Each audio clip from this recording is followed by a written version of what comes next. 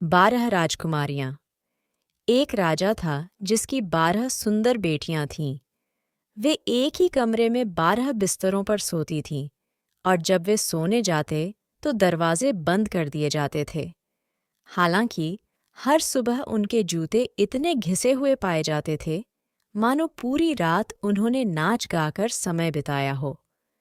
कोई भी यह पता नहीं लगा सका कि यह कैसे होता था या राजकुमारियां कहाँ जाती थीं। इसलिए राजा ने सारे देश में यह घोषणा कर दी कि यदि कोई व्यक्ति इस रहस्य का पता लगा ले कि राजकुमारियां रात में कहाँ जाती है, तो वह अपनी पसंद की राजकुमारी से शादी करेगा और वह राज्य का उत्तराधिकारी होगा। परंतु जो कोई प्रयत्न करेगा और सफल नहीं होगा, उसे 3 दिन और 3 रात के बाद मृत्युदंड दे दिया जाएगा। एक दिन दूसरे राज्य का राजकुमार राजा से मिलने आया। राजकुमार का खूब मनोरंजन किया गया और शाम को उसे उस कक्ष में ले जाया गया जो राजकुमारियों के कक्ष के बगल में था, जहां वे 12 बिस्तरों पर लेटी हुई थीं। वहां उसे बैठकर यह देखना था कि वे रात में कहाँ जाती है, इसलिए उसके कक्ष का द्वार खुला छोड़ दिया गया था। लेकिन राजकुमार जल्द ही सो गया और जब वह सुबह उठा तो उसने पाया कि सभी राजकुमारियां बाहर गई थीं और शायद नाच रही थीं, क्योंकि उनके जूतों के तले छेदों से भरे हुए थे। दूसरी और तीसरी रात भी यही घटना घटी, इसलिए राजा ने उसका सिर काटने का आदेश दिया। उसके बाद कई अन्य लोग आए, लेकिन उन सभी का भाग्य एक जैसा था और सभी ने एक ही तरह से अपनी जान गंवाई। उन्हीं दिनों एक बूढ़ा सैनिक जो युद्ध में घायल हो गया था और अब लड़ने में असमर्थ था, उस देश से होकर गुजरा जहां यह राजा शासन करता था। जब वह जंगल से होकर जा रहा था तो उसकी मुलाकात एक बूढ़ी औरत से हुई, जिसने उससे पूछा कि वह कहाँ जा रहा है। मैं नहीं जानता कि मैं कहाँ जा रहा हूँ या मुझे क्या करना चाहिए, सैनिक ने कहा। लेकिन मैं यह जानना चाहता हूँ कि राजकुमारियां कहाँ नृत्य करती हैं और फिर समय के साथ मैं राजा बन सकता हूँ। बूढ़ी औरत ने कहा, ठीक है, यह कोई बहुत कठिन काम नहीं है। बस इतना ध्यान रखना कि शाम को कोई राजकुमारी तुम्हारे लिए जो शराब लाएगी, उसे मत पीना, और जैसे ही वह चली जाए, तुम गहरी नींद में सोने का नाटक करना। फिर उसने उसे एक लंबा कोट दिया और कहा, जैसे ही तुम इसे पहनोगे, तुम अदृश्य हो जाओगे और फिर तुम राजकुमारियों के पीछे पीछे जा सकोगे, चाहे वे कहीं भी जाएं। जब सैनिक ने सलाह सुनी तो उसने अपना भाग्य आजमाने का निश्चय किया, इसलिए वह राजा के पास गया और कहा कि वह यह कार्य करने के लिए तैयार है। अन्य लोगों की तरह उसका भी अच्छा स्वागत किया गया और राजा ने उसे अच्छे शाही वस्त्र पहनाने का आदेश दिया, और जब शाम हुई तो उसे बाहरी कक्ष में ले जाया गया।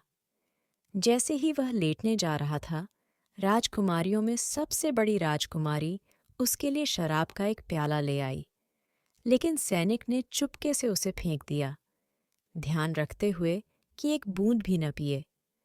फिर वह बिस्तर पर लेट गया और थोड़ी देर में बहुत जोर से खर्राटे लेने लगा, मानो वह गहरी नींद में सो रहा हो।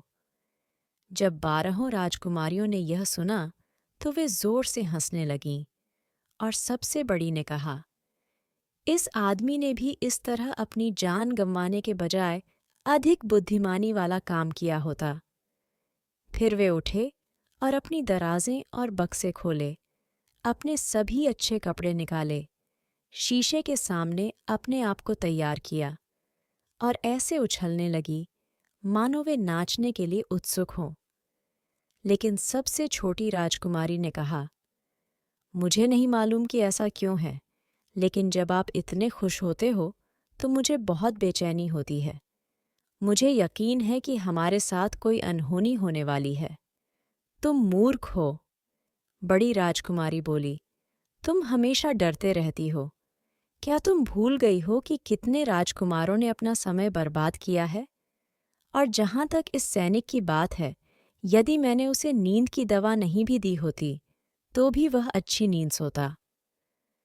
जब वे सब तैयार हो गई तो उन्होंने जाकर सिपाही को देखा, परंतु वह लगातार खर्राटे ले रहा था और हाथ पैर भी नहीं हिला रहा था। इसलिए उन्होंने सोचा कि वे बिल्कुल सुरक्षित हैं। तब सबसे बड़ी राजकुमारी अपने बिस्तर के पास गई और ताली बजाई, और बिस्तर फर्श में ढंस गया और जाल का दरवाज़ा खुल गया। सिपाही ने उन्हें जाल के दरवाजे से एक के बाद एक नीचे उतरते देखा। सबसे बड़ी राजकुमारी उनका नेतृत्व कर रही थी, और यह सोचकर कि उसके पास खोने के लिए समय नहीं है, वह उछल पड़ा। उस बुढ़िया ने उसे जो लंबा कोट दिया था उसे पहन लिया और उनके पीछे चला गया। हालांकि सीढ़ियों के बीच में उसने सबसे छोटी राजकुमारी के गाउन को रौंद दिया और उसने चिल्लाकर अपनी बहनों से कहा, सब ठीक नहीं है, किसी ने मेरा गाउन पकड़ लिया। तुम मूर्ख हो, सबसे बड़ी राजकुमारी ने कहा। यह दीवार में एक कील के अलावा और कुछ नहीं है। वे सब नीचे चले गए और सबसे नीचे उन्होंने स्वयं को पेड़ों के एक अत्यंत रमणीय उपवन में पाया। वहां पत्तियां सब चांदी की थीं और चमकती दमकती थीं। सिपाही ने उस स्थान की कुछ निशानी छीन लेनी चाहिए, इसलिए उसने एक छोटी शाखा तोड़ दी। तब पेड़ से जोर से आवाज आई। तब सबसे छोटी राजकुमारी ने फिर कहा, मुझे यकीन है कि सब ठीक नहीं है। क्या तुमने वह शोर नहीं सुना? ऐसा पहले कभी नहीं हुआ। लेकिन सबसे बड़ी राजकुमारी ने कहा, यहाँ केवल हमारे राजकुमार हैं, जो हमारे आने पर खुशी से चिल्ला रहे हैं। वे पेड़ों के दूसरे समूह के पास पहुंचे, जहां सब पत्तियां सोने की थीं, और इसके बाद एक तीसरे समूह में, जहां सभी पत्तियां चमकते हुए हीरे थीं। वहां भी सिपाही ने एक एक डाली तोड़ डाली, और हर बार तेज आवाज होती थी, जिससे सबसे छोटी राजकुमारी डर से कांपने लगती थी। वे तब तक चलते रहे जब तक वे एक बड़ी झील पर नहीं पहुंचे, और झील के किनारे 12 छोटी नावें थीं, जिनमें 12 सुंदर राजकुमार थे, जो राजकुमारियों की प्रतीक्षा कर रहे थे। राजकुमारियों में से एक प्रत्येक नाव में गई, और सैनिक ने सबसे छोटी राजकुमारी के नाव में कदम रखा। जब वे झील पर नौकायन कर रहे थे, तो राजकुमार, जो सबसे छोटी राजकुमारी और सैनिक के साथ नाव में था, उसने कहा, मुझे नहीं पता कि ऐसा क्यों है। मैं अपनी पूरी ताकत से नौकायन कर रहा हूँ, लेकिन हमेशा की तरह हम उतनी तेजी से आगे नहीं बढ़ पा रहे हैं, और मैं काफ़ी थक गया हूँ। नाव आज बहुत भारी लग रही है। राजकुमारी ने कहा, यह तो मौसम की गर्मी है, मुझे भी बहुत गर्मी लग रही है। झील के दूसरी ओर एक सुंदर, रोशनी से जगमगाता महल खड़ा था, जिससे शंख और बिगुल की मधुर संगीत की ध्वनि आ रही थी। वहां वे सभी उतरे और महल के अंदर गए, और प्रत्येक राजकुमार ने अपनी राजकुमारी के साथ नृत्य किया, और सैनिक, जो अभी भी अदृश्य था, उसने भी उनके साथ नृत्य किया। जब भी कोई राजकुमारी शराब का प्याला अपने सामने रखती थी, तो अदृश्य सैनिक उसे पूरा पी जाता था, और जब वह प्याला अपने मुंह से लगाती थी, तो वह खाली हो जाता था। इस पर भी सबसे छोटी राजकुमारी बहुत डर जाती थी, लेकिन सबसे बड़ी राजकुमारी हमेशा उसे चुप करा देती थी। वे सुबह 3 बजे तक नृत्य करते रहे, और फिर उनके सभी जूते घिस गए, जिससे उन्हें वहां से चले जाना पड़ा। राजकुमारों ने उन्हें फिर से झील के उस पार पहुंचा दिया, परंतु इस बार सैनिक सबसे बड़ी राजकुमारी के साथ नाव में बैठा, और विपरीत किनारे पर वे एक दूसरे से विदा हुए। राजकुमारियों ने अगली रात फिर आने का वादा किया। जब वे सीढ़ियों पर आए, तो सैनिक राजकुमारियों से पहले भाग गया और खुद शयन कक्ष में लेट गया। और जब 12 थकी हुई राजकुमारियां धीरे धीरे ऊपर आईं, तो उन्होंने उसे अपने बिस्तर पर खर्राटे लेते हुए सुना, और उन्होंने कहा, अब सब कुछ बिल्कुल सुरक्षित है। फिर उन्होंने अपने बढ़िया कपड़े उतारे, अपने जूते उतारे और बिस्तर पर चली गईं। सुबह सैनिक ने जो कुछ हुआ था उसके बारे में कुछ नहीं कहा, लेकिन इस अजीब साहसिक कार्य को और अधिक देखने का निश्चय किया और दूसरी ओर तीसरी रात को दोबारा गया।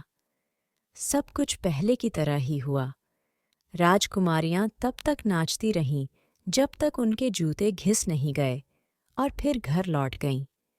तीसरी रात को सिपाही ने एक सुनहरा प्याला अपने साथ ले लिया ताकि वह बता सके कि वह कहाँ गया था। जैसे ही वह समय आया जब उसे रहस्य बताना था, उसने 3 डालियाँ और सुनहरा प्याला राजा के सामने रख दिया और 12 राजकुमारियां दरवाजे के पीछे खड़ी होकर सुनने लगीं कि वह क्या कहेगा। राजा ने उससे पूछा, मेरी 12 बेटियां रात में कहाँ नृत्य करती हैं? सिपाही ने उत्तर दिया, भूमिगत महल में 12 राजकुमारों के साथ। और फिर उसने राजा को सारी बात बताई तथा उसने वे 3 डालियां और वह सुनहरा प्याला दिखाया जो वह अपने साथ लाया था। राजा ने राजकुमारियों को बुलाया और उनसे पूछा कि क्या सैनिक ने जो कहा वह सच था। जब उन्होंने देखा कि उनकी पोल खुल गई है और जो कुछ हुआ था उससे इनकार करने का कोई फायदा नहीं है, तो उन्होंने सब कुछ कबूल कर लिया। राजा ने सैनिक से पूछा कि वह राजकुमारियों में से किसे अपनी पत्नी के रूप में चुनेगा, और उसने उत्तर दिया, मैं बहुत छोटा नहीं हूँ, इसलिए मैं सबसे बड़ी को चुनूंगा। और उसी दिन उनका विवाह हो गया और सैनिक को राजा का उत्तराधिकारी चुना गया। कहानी से सीख। यह कहानी हमें बड़ों की सलाह सुनने का महत्व सिखाती है।